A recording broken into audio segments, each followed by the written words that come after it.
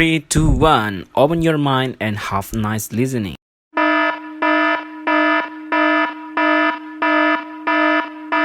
Hello good day good people, apa kabar hari ini? And I wish kalian semuanya selalu baik-baik saja. Well, selamat bergabung kembali di channel podcast saya, Rauf Kabanyas, pada kesempatan kali ini. But before all, I would like to say terima kasih banyak kepada kalian semua yang sudah follow maupun subscribe channel ini. Well, terima kasih sudah menunggu dan alhamdulillah podcast episode ke-1 ini telah rilis.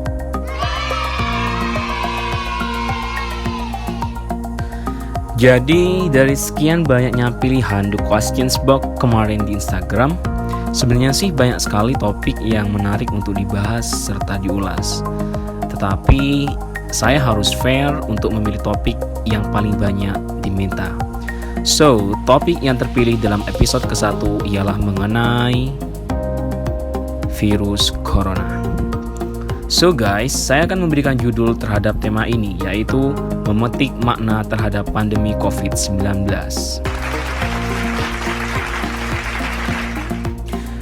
Jadi langsung saja, perlu kalian ketahui bersama bahwa this episode will be 3 parts and every part akan memiliki substansi pembahasan yang berbeda.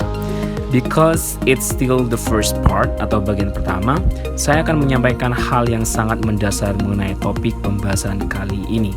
So, let's check it out.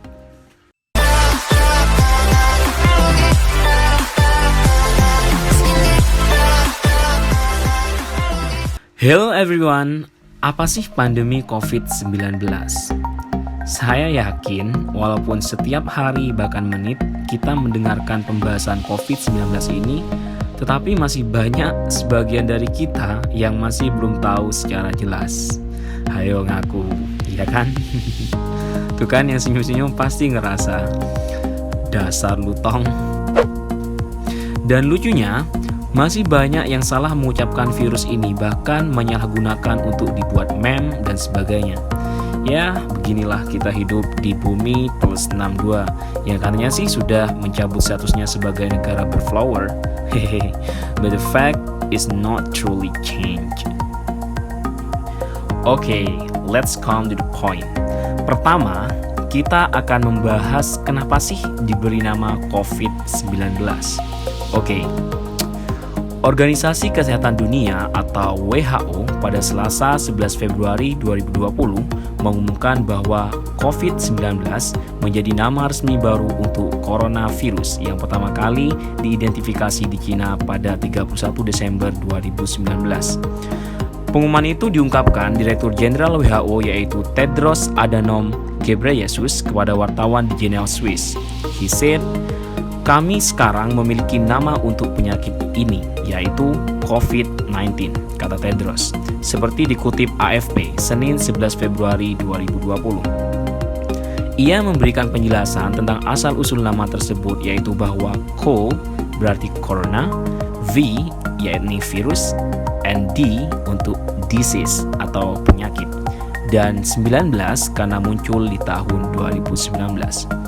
Tedros mengatakan, nama itu telah dipilih untuk menghindari referensi ke lokasi geografis tertentu, spesies hewan, atau sekelompok orang sesuai dengan rekomendasi internasional untuk penamaan dan menghindari stigmatisasi.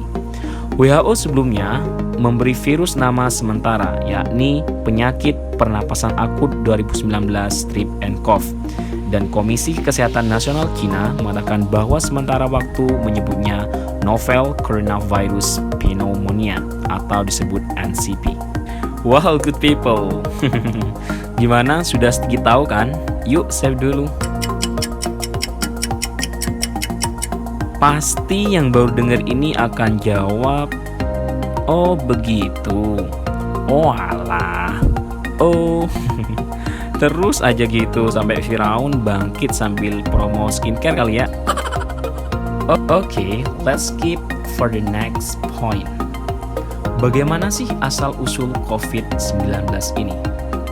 Dilansir detik.com, virus corona mulai terdeteksi pertama kali di negara Cina pada awal Desember 2019. Kala Sementara itu, sejumlah pasien berdatangan ke rumah sakit di kota Wuhan dengan gejala penyakit yang tak dikenal.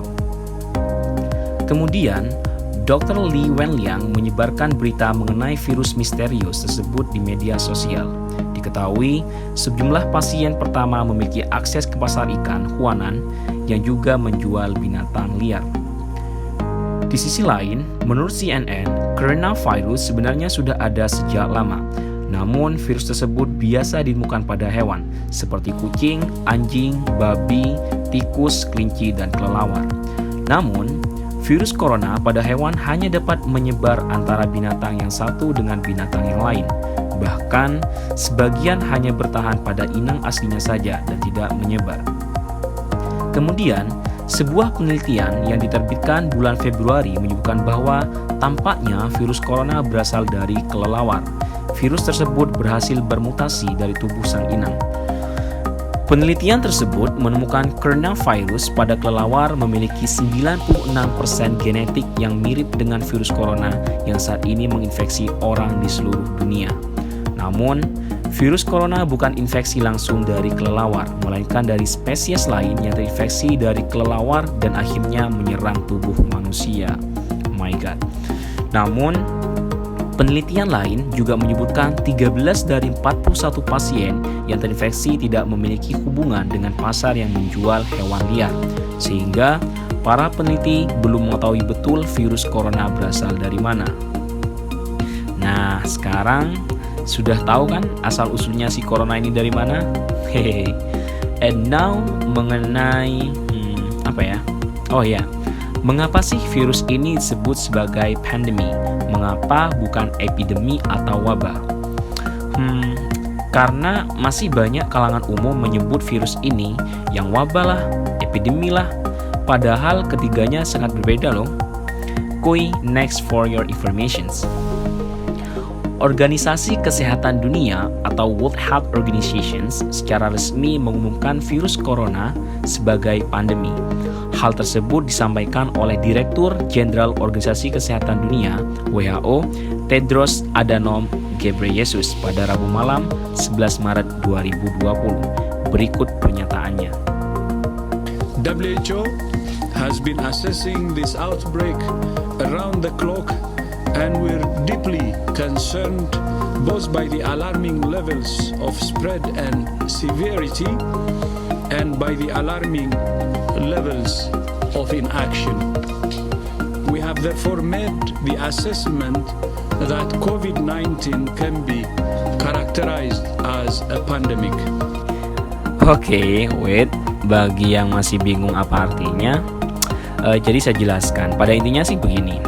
WHO telah menilai wabah ini setiap saat dan kami sangat prihatin dengan tingkat penyebaran dan keparahan yang mengkhawatirkan. Dan oleh karena itu, tidak adanya tindakan yang belum pasti, kami telah memenuhi penilaian bahwa COVID-19 dapat dikategorikan sebagai pandemi. So, good people, dari situlah kita harus mengetahui pengertian serta perbedaan dari wabah, epidemi, serta pandemi. Beberapa riset singkat yang saya telusuri baik pada laman website maupun jurnal, sebenarnya perbedaan yang sangat mendasar sih terletak pada titik skala. Oke, pertama, apa sih yang disebut sebagai wabah? Dilansir dari laman Headline, wabah adalah infeksi bakteri serius yang bisa mematikan yang terjadi di masyarakat.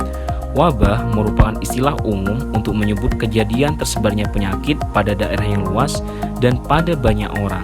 Nah, contoh wabah yang cukup dikenal di dunia ialah wabah pes yang terjadi di Eropa pada zaman pertengahan yang dikenal sebagai The Black Death atau kematian hitam. Kemudian ada wabah malaria di Indonesia atau juga wabah campak. And the next is epidemi. Dalam epidemiologi, epidemi adalah penyakit yang timbul sebagai kasus baru pada suatu populasi tertentu manusia dalam suatu periode waktu tertentu dengan laju yang melampaui laju ekspektasi atau dugaan yang didasarkan pada pengalaman mutakhir. Dengan kata lain, epidemi adalah wabah yang terjadi secara lebih cepat daripada yang diduga. jumlah kasus baru penyakit di dalam suatu populasi dalam periode waktu tertentu disebut sebagai incidence rate.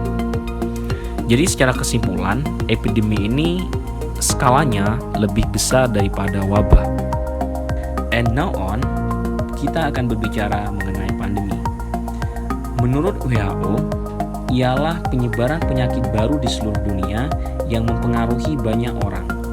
Pada halaman website CDC menyatakan pandemi sebagai epidemi yang telah menyebar di beberapa negara atau benua. Biasanya sih mempengaruhi sejumlah besar orang.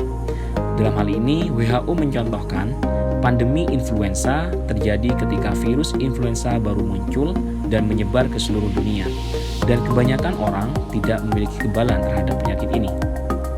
Salah satu contoh pandemi lainnya yaitu HIV atau AIDS. Di sisi lain, ABC News mewartakan pandemi tidak ada kaitannya dengan seberapa serius penyakit, tetapi pandemi adalah label bagi penyakit yang telah menyebar luas ke seluruh dunia. Nah, WHO akan mengatakan bahwa suatu penyakit itu sebagai pandemi apabila ketiga hal tersebut telah terpenuhi. Apa sih ketiga hal tersebut? Pertama, timbulnya penyakit bersangkutan merupakan suatu hal baru pada populasi bersangkutan. Dan yang kedua, agen penyebab penyakit menginfeksi manusia dan menyebabkan sakit serius.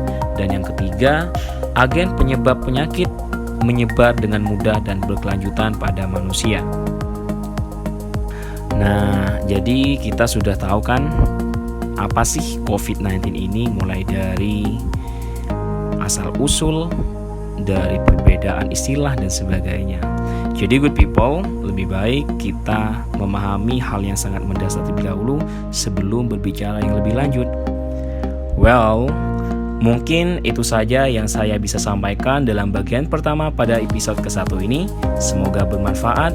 Sampai berjumpa kembali di ulasan selanjutnya. Thanks for hearing and paying attention to this channel. And the last I say, see you next good people. Stay, enjoy and relax. Goodbye.